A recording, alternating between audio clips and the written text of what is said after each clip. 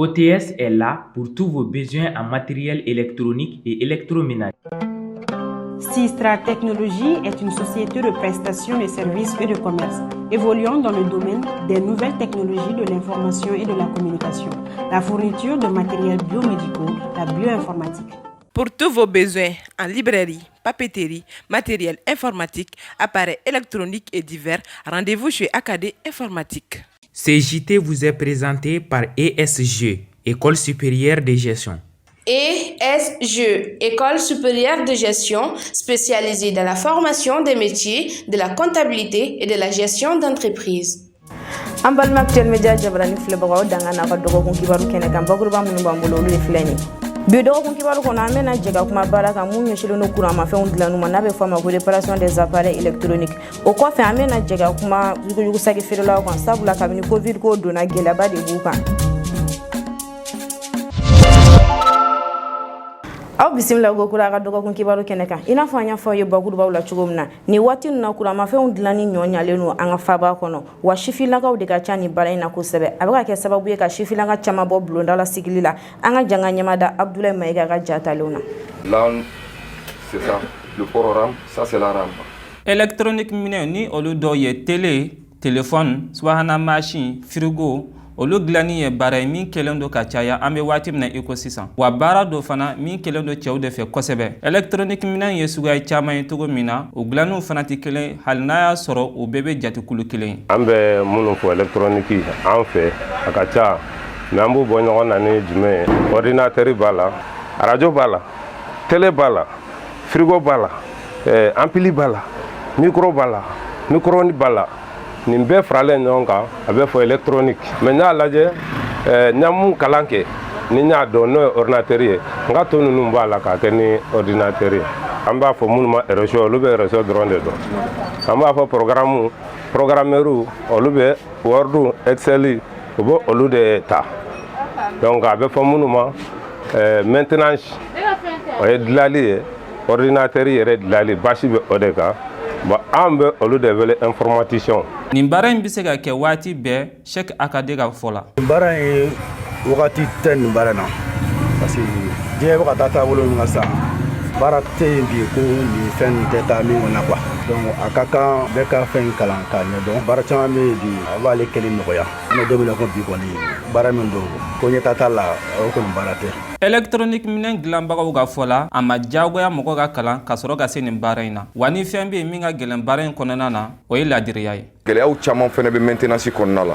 barisa maintenance yɛrɛ fɔlɔ n'i ma kɛ mɔgɔ ladiri ye n'i ma kɛ danaya mɔgɔ ye donc i bɛ baara min yɛrɛ la fangaba tɛ k'a la. mun ka gɛlɛ a kɔnɔ yɛrɛ kosɛbɛ an n'an ka clients cɛla an yɛrɛ baarakɛɲɔgɔn dama ni ɲɔgɔn cɛ an yɛrɛ n'an ka appareils yɛrɛ kan o ye tilelenya ye o dun tɛ informatique dɔrɔn ye hali ɲamancɛla ni tilelen tɛ i bɛ taa dɔ de cɛ ka dɔ tɔ n'o dun kɛra i bɛ ka baara min kɛ o b'a yira k'a kanu t'i la o b'a yira i b'a fɛ ka tɔnɔ min sɔrɔ baara in na i tɛ se k'o tɔnɔ sɔrɔ a la.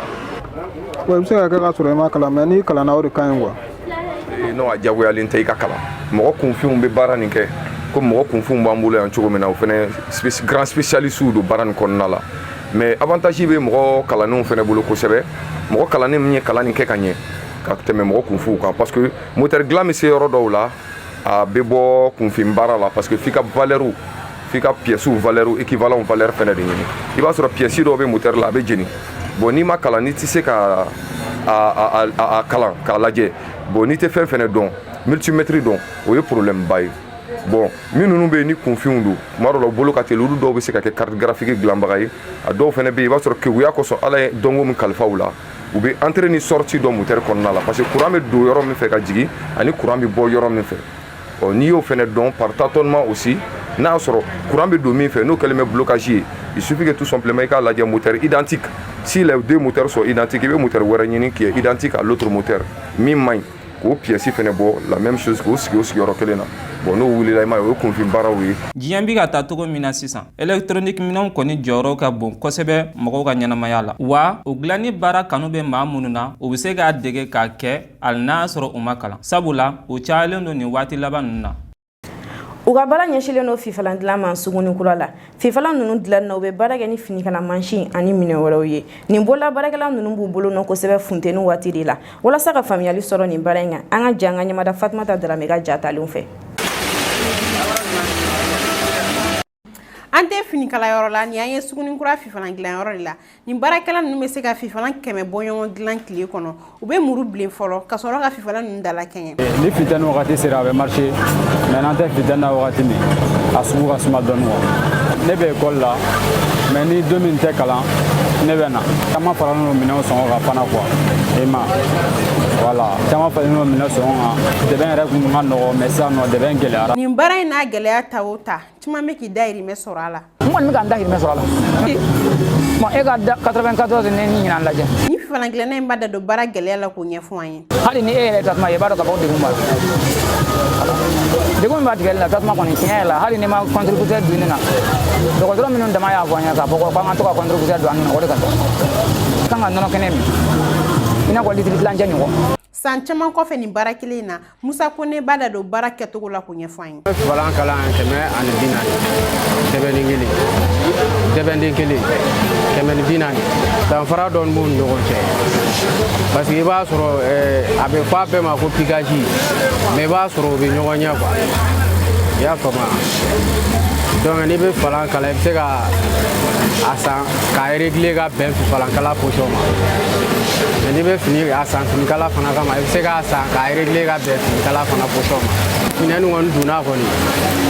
ni sisan yɛrɛ tɛ ni finɛni donna jamana caman wɛrɛ bɛ na Laginɛ bɛ na Senegal bɛ na ma an ka falan bɛ taa fo Gami sugukura mun bɛ bɛɛ yan sisan an bɛ don min na komi bi ni anw dɔrɔn tɛ mɔgɔ si t'a kɛ yan fifalan dilan jatelen no baaramisɛnninw fɛ an ka faaba kɔnɔ bibi in na a ye n'a y'a sɔrɔ gɛlɛya bɛ baara in na u n'a ta o ta a kɛbagaw b'u dahirimɛ sɔrɔ kosɛbɛ nin waati in na da la dumuni min bɛ n'a bɛ fɔ a ma ko avocat ale bɔlen no kosɛbɛ ka carin faaba kɔnɔ fan bɛɛ fɛ nin dumuni nafa ka bon farikolo ma wa dilanni ka nɔgɔ de b'a diya maaw ye kosɛbɛ walasa ka faamuyali sɔrɔ avocat ko la an ka janga ɲamada Fatumata Sisoko ka sɔrɔlenw na waati bɛɛ n'a nafɛn kɛnɛ don nka an bɛ waati min na sisan avocat de bɔlen don kosɛbɛ an ka jamana kɔnɔ siradaw bɛɛ falen don a feerekɛlaw la a feerekɛlaw bɛ balo avocat feere de la minɛnkɔrɔ Sidibe n'ale ye avocat feerela ye suguninkura la ale bɛ ɲɛfɔli kɛ an ye avocat feereliko la komi an bɛ wagati min na sisan avocat bɔlen don an bɛ avocat feere de la sisan fɔlɔ a da ka di mais sisan a bɛ ka commencer ka gɛlɛya dɔɔni an b'a ta compte ta de la mobili kɔnɔ quoi a tɛ taa bɔrɔ la sisan a tɛ taa segi la u b'a compte ka bɔ mobili kɔnɔ i mago bɛ damina i b'o fɔ u b'o jigin ka di ma a den kelen da kelen t'a la quoi a da ka ca a bɛ dépend n'a ka ca sugu kɔnɔ wagati min na avocat ye suguya fila ye min bɛ bɔ Laginɛ ani min bɛ bɔ Côte d'Ivoire min bɛ bɔ Côte d'Ivoire o de cayalen don kosɛbɛ nka Laginɛ ta ale bɛ sɔrɔ ka caya ni seliba tɛmɛna nin wagati la sisan an bɛ ka Abidjan ne feere Laginɛ ma se dɔɔni fo seli ka tɛmɛ nin wagati la an bɛ Abidjan dɔrɔn ne feere a fila bɛ ka ɲi mais Abidjan bɛ mɛn ni Laginɛ avocat feereli kɔfɛ a bɛ se ka kɛ fɛn suguya caman wɛrɛ ye avocat nafa ka ca a fɔlɔ a bɛ dun o y'a nafa fɔlɔ avocat bɛ se ka dɔw b'a kolo bɔ k'a bɛ kɛ furudimi fura ye bon dɔw yɛrɛ b'a tulu bɔ ne ka client dɔ yɛrɛ tun bɛ yen nɔ o tun bɛ na o tun b'a san ne bolo minnu mɔnen don kosɛbɛ o b'a caman ba de san ka taga tulu bɔ k'a tulu ka ɲi mɔgɔ farikolo ma i n'a fɔ wari ɲini sirada tɔw gɛlɛya bɛ avocat feere fɛnɛ na Balakisa Kone bɛ ɲɛfɔli k'an ye o la bari tun bɛ avocat la o y'a sɔrɔ avocat tun ma bɔ anw b'a ta k'a feere an bɛ dɔɔnin sɔrɔ a la mais an bɛ wagati min na sisan nafa t'a la sisan a dédouanement wari ka ca aw b'a la filitaw b'a la jimafɛn de don n'a ye tile 3 k'i bolo i b'a bɛɛ labɔ ɲaman bon embargement fana o nana bila la kɔfɛ in na sisan dédouanement de ye avocat ko wari caya o de y'a prix an laɲini n'u se ka dɔ bɔ dédouanement wari la a bɛ diya an ye dɛ pour que feere fɛn ka jigin o ka fɛɛrɛ ka dɔ bɔ dédouanement wari la n'o kɛra sisan walahi an b'a feere nɔgɔya la client fana b'a ta nɔgɔya an t'a feere sugu wɛrɛ kɔnɔ nɔgɔya la o de bɛ diya an ye avocat feere ye baara ye min na mɔgɔ caman b'a dahirimɛ sɔrɔ o la kɛrɛnkɛrɛnnenya la musolakaw walasa ka se k'u ka dutigiw dɛmɛ du musakaw la yuguyugusagi feereli ye baara ye maa caman bɛ minnu kɛ walasa ka se k'u musakaw sɔrɔ a la nka nin waati laban na gɛlɛyaba de bɛ u kan sabula sannikɛlaw senna ka suma kosɛbɛ walasa ka faamuyali sɔrɔ a la Nana Kadija wulila ka ɲinini k'an ye Mali fa b'a falen no yugu sagi la bi ni dɔw b'a fɔ ma ko sagi kɔrɔ ka d'a kan a bɛ bɔ kɔ kan wa a caman utilisera ka tɛmɛ. Ni sagi ninnu bɛ sɔrɔ yɔrɔ caman na i n'a fɔ sugu, kare kɔnɔnaw, sirabadaw. Sagi ninnu bɔnnen don fan bɛɛ wa a suguya ka ca. An bɛ don min na i ko bi sagi ninnu sanni dɔgɔyalen bɛ ka tɛmɛ san tɔw kan n'olu la a sɔrɔ ka bon kosɛbɛ. Ni sagi feerela ninnu ka fɔ la sanni ka suma wa wari tɛ ka sɔrɔ a la bilen. Banako yira an kan quoi. Banako yira an kan parce que bon mɔgɔ ninnu bɛ ka na ni mun ye u ko mun ko gɛlɛyara Europe mais dɔɔni bɛ ka na sisan mais taara n'a y'a ma fɔlɔ a tɛ ten sen quoi mais sagi feere yɛrɛ le cayara quoi yu feere yɛrɛ le cayara fɔlɔ la yu feere tun man caya bon mun tɛ b'an nɔ bɔ quoi bon gɛlɛya min b'an kan sisan comme embargo ko ninnu bɛ yen quoi a y'a faamuya gɛlɛya bɛ yɔrɔ bɛɛ de. Yugu bali kelen kɔnɔ sagi suguya caman bɛ se ka bɔ a kɔnɔ wa a ma ka di musolakaw ye kosɛbɛ. Bon sakado bɛ bɔ a la sac de veste bɛ bɔ a la portefeuille fana bɛ bɔ a la bon milanseni olu bɛ yen nɔ olu dɔrɔn bali milanse bɛ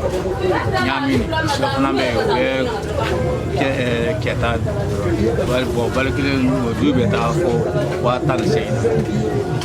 bali bon sisan bon an bɛ min baara san an ka client ka siya muso de dɔ b'a kɛ parce que muso sakile olu ye nali ka siya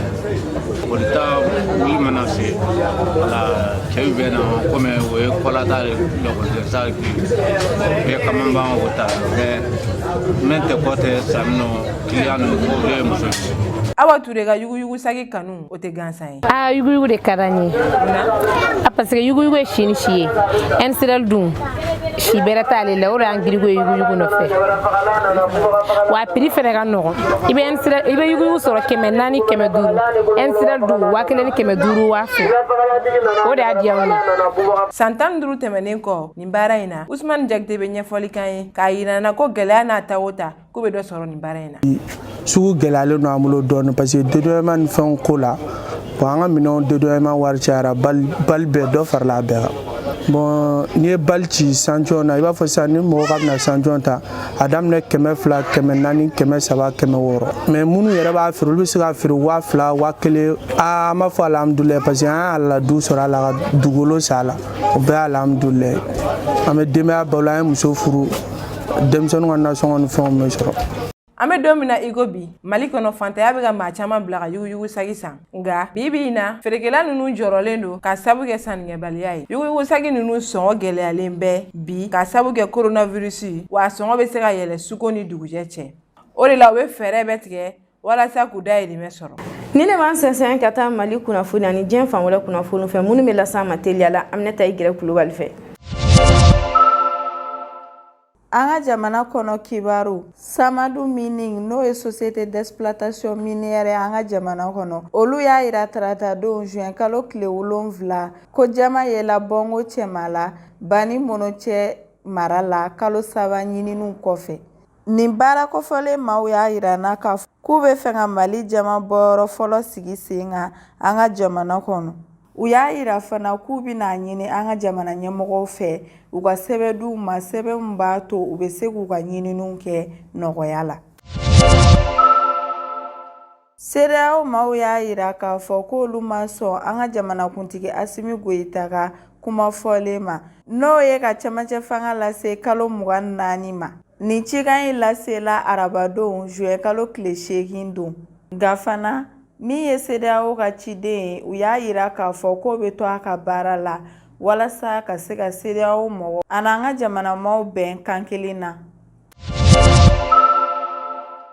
Diɲɛ kɔnɔ kibaru Commandant Ali Kamara n'ale kun bisigiyalen don k'a nɔ kun bɛ coup d'état min kɛla Laginɛkaw fɛ yen nɔ san 2021 na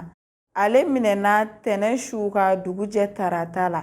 Nin cikan in bɛɛ lasera a somɔgɔw fɛ juin kalo tile 8 a yirala k'a fɔ k'a nɔ minɛna kun min na k'olu ma lakodɔn fɔlɔ. Hakilina jiginna a kun minɛna novembre kalo tɛmɛlen ale ni sɔrɔdasi mɔgɔ 5 nka o tilala ka bila avril kalo tɛmɛlen.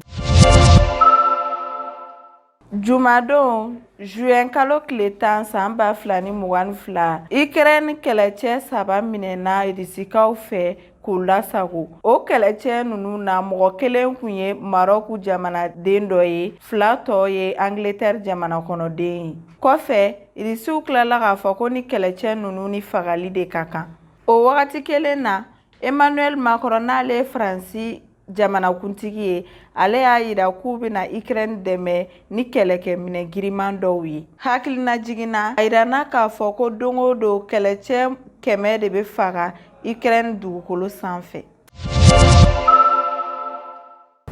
Kunnafoni ko ta fanfɛla la ni ne bɛ dan siri bi dɔgɔkun kibaru la mun labɛnna Actuel Media ɲɛmayaso fɛ k'a lase aw ma. Ani ce aw ka ɲamadali la aw kan bɛ diɲɛ waati wɛrɛ.